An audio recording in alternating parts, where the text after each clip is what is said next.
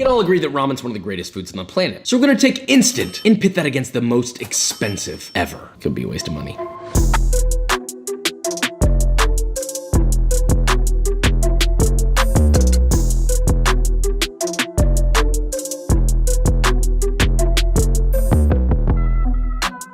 So today we are making two different kinds of ramen. We're gonna take an instant ramen, doll it up a little bit, put some stuff in there, and then we're gonna make the most expensive ramen that we possibly can. As previously stated. Now, Josh, how do we make an expensive ramen? Well, for one, we're gonna take a lot of time to make that broth as good as possible. But then it comes down to the accoutrement. It comes down to each and every little thing, the aroma oil, the tare, the noodles, and of course the protein. But we're gonna take a fine dining approach. And I'm not just going to throw caviar on this. We're gonna do a bunch of other things to jack up that price, put it together, and see if we make the ultimate ramen that hopefully is better than the $4 one. So with all that being said, let's make this, shall we? This is what a $4 ramen looks like, and this is what a $800 ramen looks like. Or well, we spent $800 on all the ingredients to just get to this one bowl, so we're gonna count that, okay? Real quick, let's start with Mr. Humble. Shin Instant Ramen is your go-to. Ideally Shin Black because it's just simply better. First off, boil some eggs by getting a medium-sized pot filled with water, bring it up to a gentle boil over medium-high heat. That's gentle, not a geyser. Gently lay in 1 egg per bowl of ramen that you'll be making. Fluctuate temp as needed so the eggs don't clang and bang around like all the stuff that you leave in your trunk. Boil exactly 6 minutes and 30 seconds, then immediately place in an ice water bath. Let it cool till just warm and peel submerged in water, and those are your softies. When you're ready to use them, you just slice them in half. Now optionally, you can add some mushroom. I just did about a ½ pound of button mushrooms quartered. Get a 10-inch skillet, hot over medium-high, add in just enough oil to coat the bottom, add in your shrooms, sear for 3 to 4 minutes, tossing occasionally, season to taste with salt, and that's it. Now cook your Shin ramen as per package instructions. Pop it into a bowl, add on some thinly sliced green onion, your mushrooms, either half or a whole soft-boiled egg, and some nori strips, which kept wilting, annoyingly. So I went with the chiffonade, which also wilted. It's fine. And that's your basic bowl. It's simple, but it does the trick.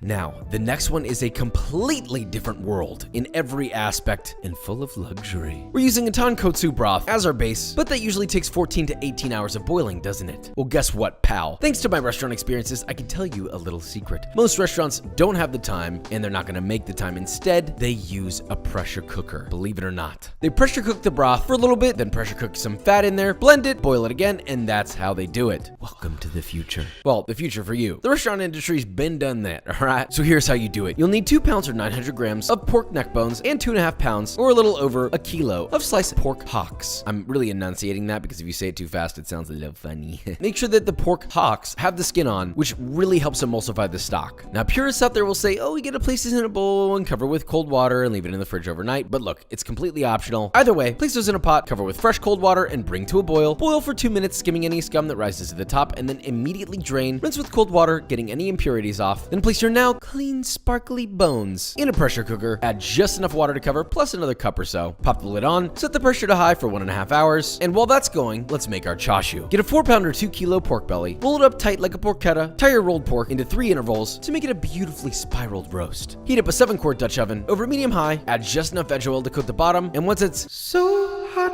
I wanna cry. Sear your pork on 2 sides gently to get some golden brown going on. Then leaving it fat side up, add in 1 cup or 250 milliliters of sake. The one I used here costs about $150 a bottle, which hurts my heart, but we're doing it for science. Followed by 1 cup or 250 milliliters of water, 3/4 of a cup or 175 milliliters of shoyu, this one being about $50 a bottle, 1 cup or 250 milliliters of mirin, 1/4 cup or 50 grams of granulated sugar, a 2-inch or 5-centimeter piece of peeled ginger sliced, 1 bunch of green onion cut into thirds, and 1 shallot quartered with the skin left on. Bring that up to a boil over medium-high, drop the temp to low, and simmer covered with a lid for 3 hours, turning occasionally until the deed is done and you get a tender little belly right there, brother. Now you can either use that right away, or if you're making it ahead, refrigerate and slice while cold to get beautifully clean slices. Now, unless you're unreasonably slow, you should still have some time left with your pressure cooker to make your most important elements: the tare, the aromatic oil, which neither should be skipped here, and of course, the toppings. We already showed you how to make your soft-boiled eggs, and the nori simply just needs to be cut super thin and chiffonade like so. For the tare, in a medium sauce pot, add a 1/4 cup or 60 milliliters of sake. Yes, that's the expensive one. Set over medium-high, and as soon as it boils, optionally, using a kitchen torch, carefully ignite the steam and let it flambe till the flame dies out. Then add a 1/4 cup or 60 milliliters of shiradashi, 1/2 cup or 120 milliliters of mirin, 1/2 cup or 120 milliliters of good aged soy sauce, this one being about 60 buckaroonies, and 1 cup or 7 grams of bonito flakes. You can also use niboshi if you're a purist, okay? I get it. Bring that up to heat, and as soon as it starts to get steamy hot, turn the heat off and steep for 5 minutes. Then just strain that through a mesh sieve, and that's your tare.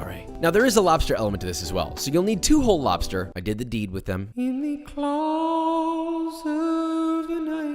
I did it respectfully and humanely, as you should. It's a very important note, and I really hope that people stop ignoring it. Please dispatch your lobsters humanely. Research it, learn it. This isn't even a joke. That being said, do not throw away their heads and save them for later. I cooked their tails and claws for 4 minutes in gently boiling water. Now, I really only want the tails for this, but you can of course use the claws as well. Once it's cooked, pop it into an ice bath, then split the tails in half lengthwise, remove the vein, extract the meat, clean any yuckiness in there if needed. And next, let's talk aromatic oil. Absolutely essential to this bowl. You'll need 1 cup of lard, heat until completely melted, then add a mix of half a bunch of green onions cut into 2-inch segments and 8 cloves of lightly crushed garlic left whole. Lower the heat to medium-low and let that cook, swirling occasionally for 5 to 7 minutes or until the vegetables are golden brown and toasted. Strain through a fine mesh sieve and stir in half a teaspoon of toasted sesame oil. And if you really want to push the limit here, You could totally smoke that oil. and no, I don't mean with your USB port pen, okay? I'm talking about hickory smoke, brother. Here I have a little miniature smoker set up. Place some compressed wood in a little sort of bowl made of foil. Put that in the bottom of your smoking bowl or a perforated pan setup. Blast your wood. With a blowtorch till completely on fire, then gently blow on it to put out the fire and get that smoke rolling. Place a perforated pan or wire rack over that. Place a container of oil on top of that. Cover with foil or a lid and let that bad boy smoke for about 5 to 8 minutes or until smoky to your liking. Now back to our broth. After that 1.5 hours, release the pressure, being careful of any spritzing. It's kind of like a scalding hot sprinkler from hell. Now add half a pound or 225 grams of pork fat, close the lid, bring it back up to high pressure and cook for another 1.5 hours. Now one more time, release that pressure.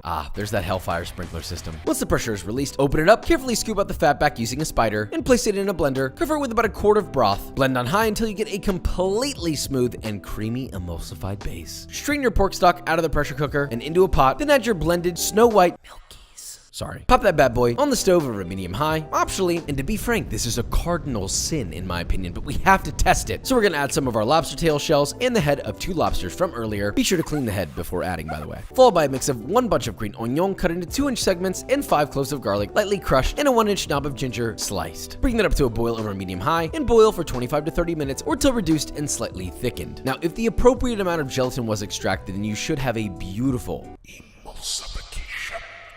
We're pretty much ready, but we need to add a little extra bit of spice to this bowl. I got us some slightly more expensive mushrooms that are not truffles, okay? Not trying to make a cop out here. We've got 1 pound of lion's mane mushrooms and half a pound of hanchimeji mushrooms. Cut those guys up into bite-sized pieces, toss together, then sear them in a pan similarly to the previous method, except this time once they're cooked, add in 2 tablespoons or 28 grams of unsalted butter and let that cook until the butter browns, tossing occasionally, and then they are done. Be sure to season these nicely with salt, by the way. Nobody likes an unseasoned mushroom. Well, it's assembly time. Torch your sliced chashu, as many slices as you want per bowl, till hot and lightly browned on both sides. Then per bowl, add about 2 to 3.5 tablespoons of tare, hit it with additional salt to taste. Ladle in about 2.5 cups of your tonkotsu broth. Add in 6 ounces of cooked straight ramen noodles, which have been cooked and drained according to package directions. A light drizzle of your aromatic oil, 1 to 2 teaspoons will do. Look, it's an aroma, okay? A gentle kick in the pants. Followed by your egg, mushroom, green onion, your chashu, half of a lobster tail, nori that's been chiffonade, a generous dollop of caviar, whichever one you like, assuming you have a favorite. You'll need at least 30 to 50 grams of this stuff. And that is your bowl. This recipe does make enough for 4, but we're only making 1 here, so bummer. Now, let's taste test and see if spending more than 200 times the price was worth it. So it comes down to this. This ended up being...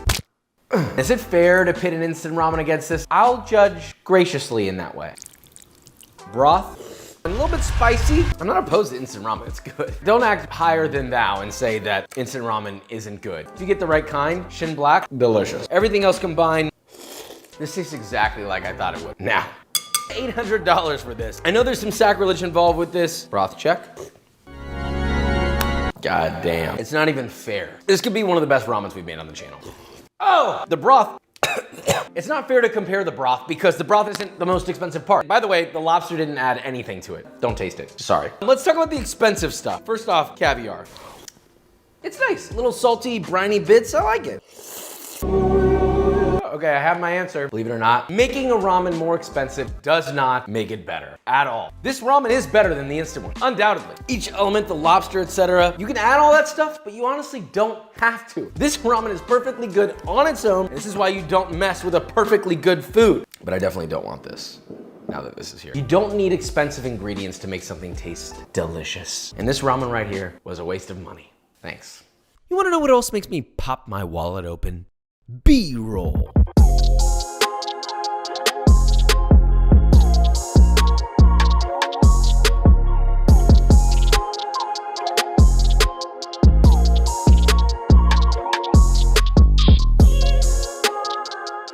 right, guys, and that is it. So we have our expensive ramen, very expensive, and of course our instant ramen that's been dolled up just a hair. I'm reassessing my statement a little bit. I'm not saying the caviar in there, etc., doesn't make it better. It tastes a little bit more luxurious, a little bit more fancy. But for that price point, I have to be a little more scrutinizing and say, look, is the boost worth it? No. This is a dish where the foundation is completely predicated off of proper technique and knowing what the flavor should be and just putting in the time, the effort, and assembling it properly. That is what makes it good. It's also a smattering of so many different high flavor ingredients. Got all that umami. And it'll have you saying mommy, I'll tell you what. But with all that being said, if you enjoyed this video or you learned something, leave a like, subscribe, and I will see you next time.